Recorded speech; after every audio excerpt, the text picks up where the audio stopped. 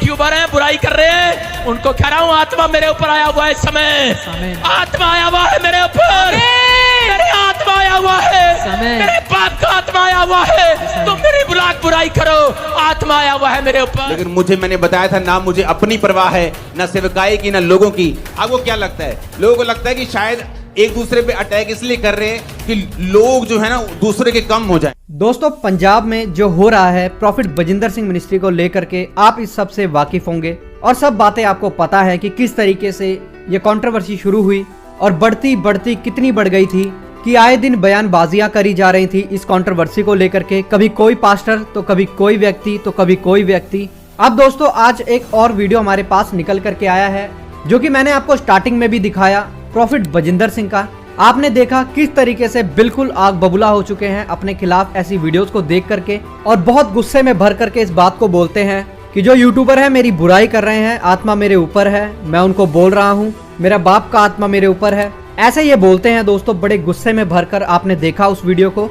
अब बात दोस्तों ये है, इनको बहुत गुस्सा आया कि इनके खिलाफ लोगों ने वीडियोस बना करके इनको डिफेम किया। जो एक्टरों ने इनके चर्च में किया उसको लेकर के इनकी निंदा हुई। इन सब को लेकर के बहुत ज्यादा गुस्से में तो दिखाई दे रहे हैं इस वीडियो में। लेकिन इनको भी इस बात को समझना पड़ेगा कि जो इन्होंने किया वो निंदा वाला काम ही था। लोगों ने इनकी निंदा की, यूट्यूब पर बहुत ज्यादा बवाल हुआ और जैसा ये इसी वीडियो में बोलते हैं कि आत्मा मेरे ऊपर है, मेरे बाप का आत्मा मेरे ऊपर है, तो यही बाप का आत्मा उस दिन भी आपके ऊपर था जब स्टेज पर यह गंदगी फैलाई जा रही थी और उसको लेकर के आपने कुछ भी नहीं बोला, उनको नहीं समझाया। गलत गाने, राम के नारे, अश्लील बातें, गालियां, ये सब वहां से हुई। और अगर परमेश्वर का आत्मा आपके ऊपर है तो मैं आपको बता दूं, जैसे आज आप अपने डिफेम होने से शोकित हो रहे हैं, वैसे ही उस दिन परमेश्वर का आत्मा भी शोकित हो रहा होगा जब ये काम वहां पर हो रहे थे। उसके बाद अंकुर नरला जी ने बहुत सारी बातों को वचन से बताया, बहुत सारी बातों को कलीसिया को समझाने के लिए लाइव आ करके बोला। फिर ये कंट्रोवर्सी दोस्तों आपको पता है और भी ज्यादा बढ़ती चली गई। अब मैं आपको बता दूं, अंकुर नरला जी ने भी फाइनल बयान एक दिया है जो कि अभी मैं आपको पूरा सुनाने वाला हूं। पहले दोस्तों आप इस बयान को सुनिए, उसके बाद फिर हम बात करते हैं। अपने खिलाफ बोलने वाले, चर्च के खिलाफ चलने वाले एक भी व्यक्ति के खिलाफ मैंने कुछ नहीं किया। क्यों? क्योंकि ये मेरी लड़ाई नहीं है। जो वचन में लिखा है मैं उसे बोलूंगा और बोलता रहूंगा। लेकिन कब तक? मैं बोल चुका हूं, अब मुझे और बोलने की जरूरत नहीं। जिसने समझना होगा वो समझ लेगा और न्याय करना परमेश्वर का काम है, मेरा काम नहीं। हालेलुया। वो अपने आप न्याय कर लेगा। अब मैं बोल चुका हूं, मैं अपना काम कर चुका हूं। अफ्रीका में बहुत से ऐसे लोग, बहुत सी मिनिस्ट्रीज थी जो बहुत सी चीजों को ऐसे ही करती थी जो रॉन्ग थी और कोई उनके खिलाफ बोलता नहीं था। क्योंकि जब आप लोगों के खिलाफ बोलने लगते हैं, आपके खिलाफ साजिशें होनी शुरू होती, फिर लोग बोलते चलो छोड़ो जी, चुप करो। लेकिन मुझे, मैंने बताया था ना, मुझे अपनी परवाह है, ना सेवकाई की, ना लोगों की। आपको क्या लगता है? लोगों को लगता है कि शायद एक दूसरे पे अटैक इसलिए कर रहे हैं कि लोग जो है ना दूसरे के कम हो जाएं। मैं आपको एक बात बताना चाहता हूं, वो बंदा जो गलतियां जाहिर कर रहा है और वो बंदा जिसकी गलतियां जाहिर हो रही हैं, दोनों की कलीसिया में कोई कमी नहीं होगी। आप देख लेना, बल्कि कलीसियाएं बढ़ेंगी, गलती करने वाले की भी बढ़ेंगी। आप देख लेना, क्योंकि कलीसिया की गिनती, चिन्ह और चमत्कार, मिरेकल्स इस बात का सबूत नहीं है कि हम वचन पे चल रहे हैं। वचन एक अलग इशू है। कितने मेरी बात को समझ रहे हैं? किसी व्यक्ति भी अटैक इसलिए किया जाता है कि उसकी कलीसिया को कम कर दो, उसकी बरकत को कम कर दो, लेकिन किसी की कलीसिया कम नहीं होगी। आप देख लेना, बल्कि कलीसियाएं 2024 में दुगनी तिगनी बढ़ जाएंगी। सिर्फ यही नहीं, दूसरों की भी। तो फिर कारण क्या था बोलने का? कारण यह है कि आप लोगों को वचन मालूम होना चाहिए, क्योंकि कल को डॉक्यूमेंट्रीज बनेंगी, कल को टीवी चैनल्स वाले डॉक्यूमेंट्रीज बनाएंगे। अफ्रीका में डॉक्यूमेंट्रीज बनी है पास्टर्स के ऊपर जिन्होंने अपने चर्च में गलत काम किए, और जब वो लड़कियों ने आके एक्सपोज किया उनको, तो अब लोग क्या बोलने लगे, उनके कमेंट्स पढ़ के देखो कि हम तो पहले कहते थे चर्च में नहीं जाना चाहिए। जब मैं इटली में था, मैंने एक गोरे से पूछा तू चर्च जाता है? कहता नो नो। मैं कहा व्हाई? कहता there are so many scandals in the church. कि चर्च में बहुत सारे स्कैंडल्स होते हैं, बहुत सारे घपले होते हैं। मैं चर्च में, वैसे मैं देखो तू क्रिश्चियन है? Yes I am Christian. प्रभु को मानता है? Yes I believe in Jesus. Do you pray? या सम टाइम आई प्रे। क्योंकि रीजन ये है कि वहां पे कोई बोला नहीं, पाप के खिलाफ उलाहना नहीं दी। लेकिन आज जब वो डॉक्यूमेंट्रीज बन रही हैं और लोग सामने आ रहे हैं, एक बड़ा धमाल मचा हुआ है और लोग परमेश्वर के नाम की निंदा कर रहे हैं। जिस तरह वचन में लिखा है, तुम्हारे चरित्र के कारण सत्य के मार्ग की निंदा की जाएगी।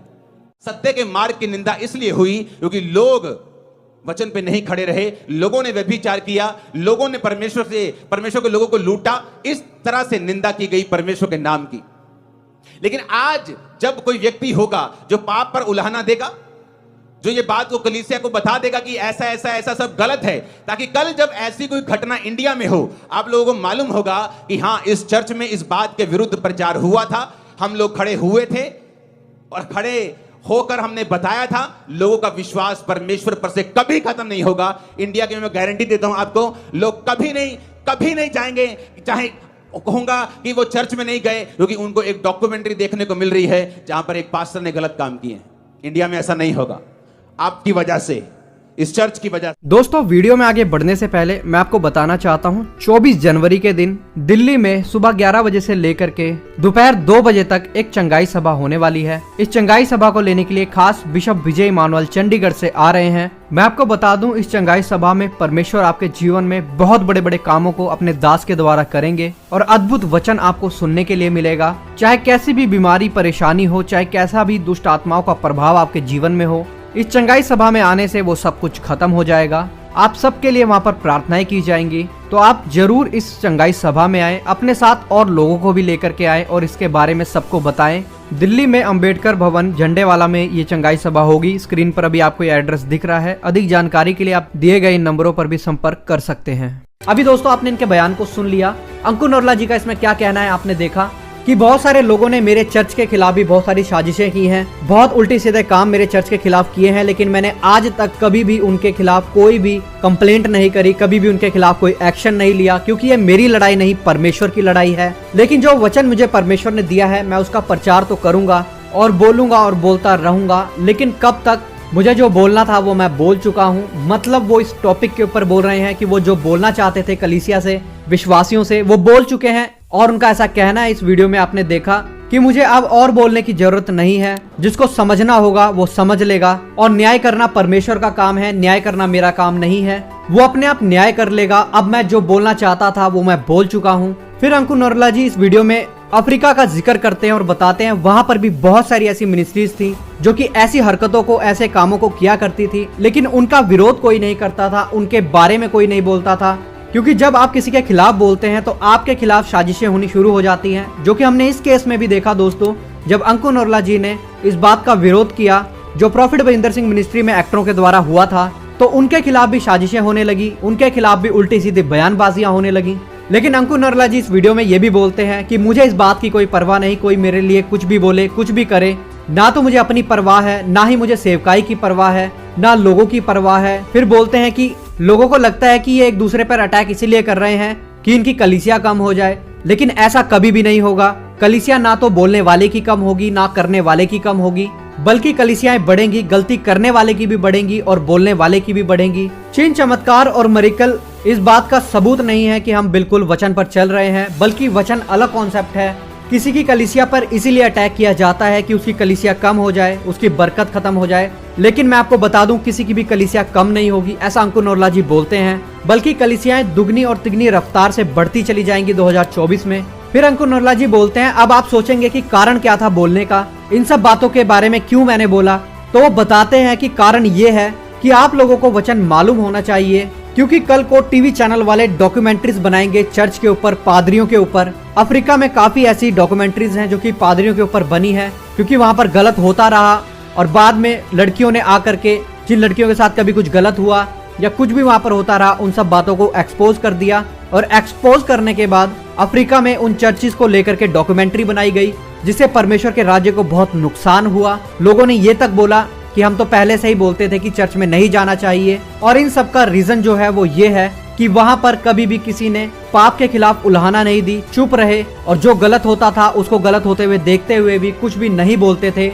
इसलिए वो गलत बढ़ता गया, और जब बाद में वो गलत सामने आया तो चर्चिस को और पास्टर्स को बहुत ज्यादा बदनाम किया गया। और जिन अन्य जाति को हम बचाना चाहते थे वही ये सब बोलने लगे कि चर्च में जाना ही नहीं चाहिए। ठीक ऐसा यहाँ पर भी हो सकता था, लेकिन यहाँ पर कभी भी कोई इस बात को बोल नहीं पाएगा, क्योंकि जब भी ऐसी कोई बात होगी, इंडिया में किसी भी चर्च को लेकर के कोई बात खुलेगी, उसके पीछे का कोई गलत काम खुलेगा, तो लोग दोष नहीं लगा पाएंगे क्रिश्चियनिटी पर। उनको ये बात पता होगी कि नहीं, इस चर्च से ये बात बोली गई थी, इस चर्च से चिताया गया था। फिर अंकुर नोरला जी बोलते हैं इंडिया में ये काम कभी भी नहीं होगा जो अफ्रीका में हुआ। बाकी दोस्तों मुझे ऐसा लगता है जो अंकुर नोरला जी ने इस वीडियो में बोला है, उन सबको सुन करके आपको एक बात तो पता लग चुकी होगी कि अब शायद अंकुर नोरला जी इन सब बातों को लेकर के कुछ भी नहीं बोलेंगे, क्योंकि उन्होंने इस वीडियो में बोला है मुझे जो बोलना था वो मैं बोल चुका हूँ, अब जिसको समझना है वो समझे, जिसको नहीं समझना है वो ना समझे, मैंने अपना काम पूरा कर दिया है। तो इन बातों से तो यही लगता है कि आगे अंकुर नोरला जी इन सब बातों पर कुछ भी नहीं बोलेंगे, इस कंट्रोवर्सी पर कुछ भी बयान नहीं देंगे। बाकी दोस्तों आपका इन सब बातों को लेकर के क्या सोचना है, जरूर कमेंट बॉक्स में अपनी राय को लिख करके बताइएगा।